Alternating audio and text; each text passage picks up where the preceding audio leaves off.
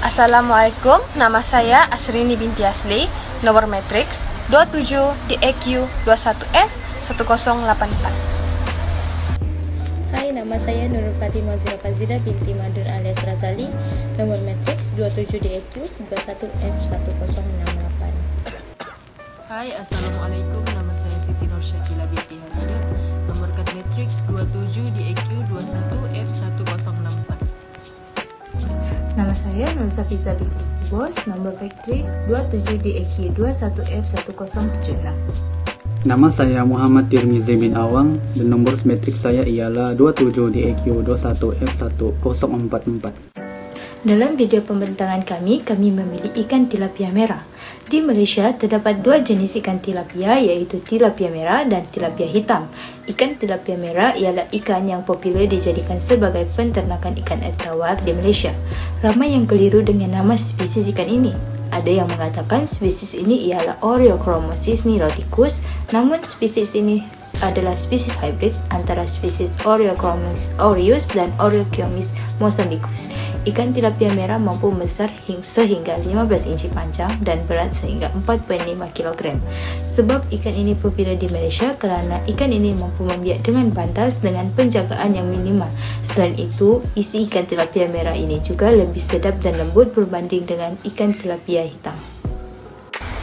Husbandry atau juga dikenali sebagai amalan baik dalam peternakan ikan.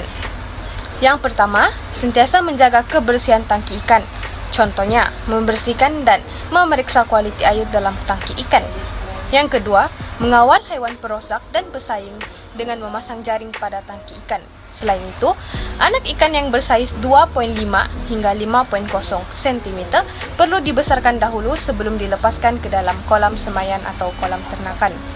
Tujuan pemeliharaan adalah untuk memilih anak ikan yang sehat, cepat membesar dan bersaiz seragam, yaitu 50 hingga 70 gm seekor. Pemilihan anak ikan boleh dilakukan dalam kolam tanah.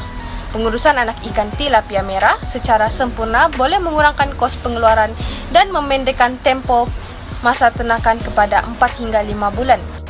Seterusnya, makanan ikan tilapia merah. Ikan tilapia merah tidak cerewet dalam pemilihan makanan. Anda boleh menternak ikan tilapia di rumah menggunakan bahan-bahan makanan yang mudah diperoleh seperti makanan pellet, perut ikan, roti-roti yang telah rosak.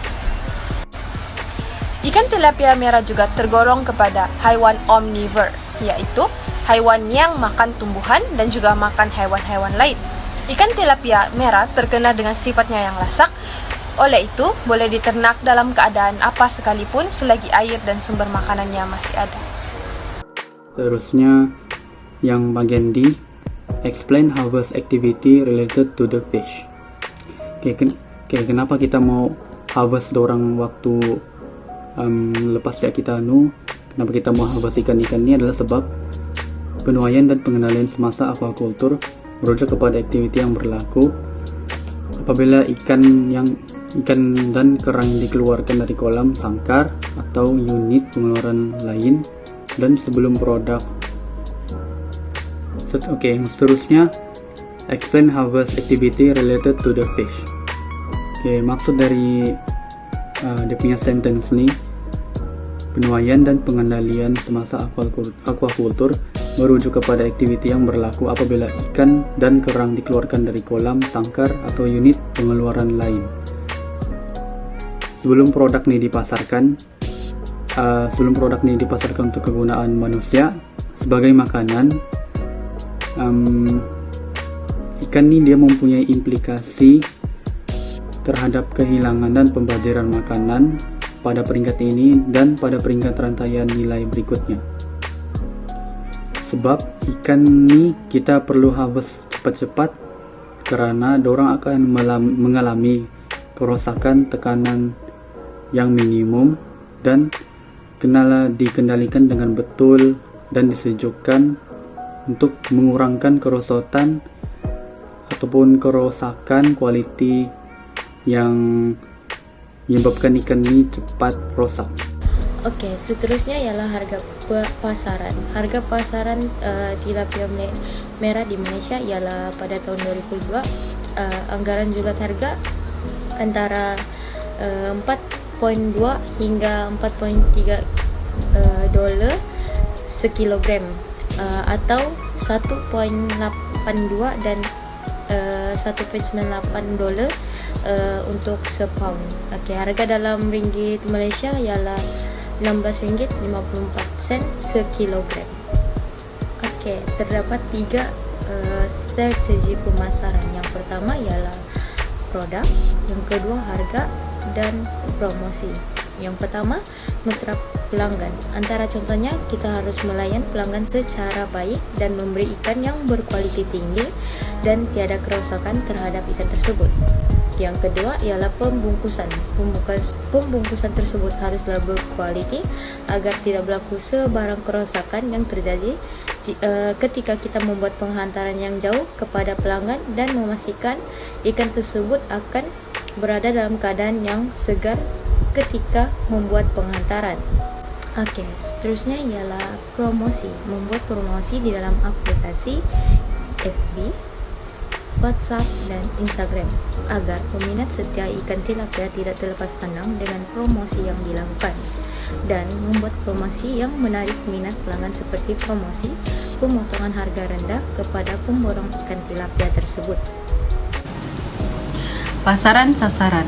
Antara negeri yang mencatat permintaan yang lebih tinggi ialah negeri Perak, Selangor, Kedah, Negeri Sembilan, Terengganu, dan Pulau Pinang. Sehingga setiap negeri yang mempunyai permintaan tinggi sudah ada 2 hingga 3 pembekal ikan tilapia. Sebenarnya, ikan tilapia mempunyai tarikan tersendiri rasanya, dan setiap negeri di Malaysia ada permintaan, namun di Kelantan dan Sabah kurang permintaannya. Contohnya, di Sarawak, Perak, dan Kedah. Permintaan di negeri Perak dan Kedah sangat tinggi hingga kan negeri itu mempunyai pembekal sehingga lebih 5 hingga 10 pembekal dan masih mendapat sambutan yang tinggi. Bagi pembekal-pembekal sedia ada masih bertahan dan meneruskan legasi perniagaan kerana permintaan ikan tilapia di Malaysia masih relevan dan masih ada permintaan oleh pembeli runcit, pemborong, dan peniaga restoran. Begitu juga di Sarawak.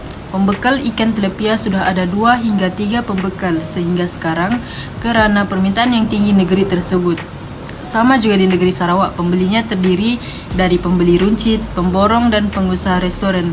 Malah lebih ramai yang berminat untuk menternak sendiri tanpa menjualkannya.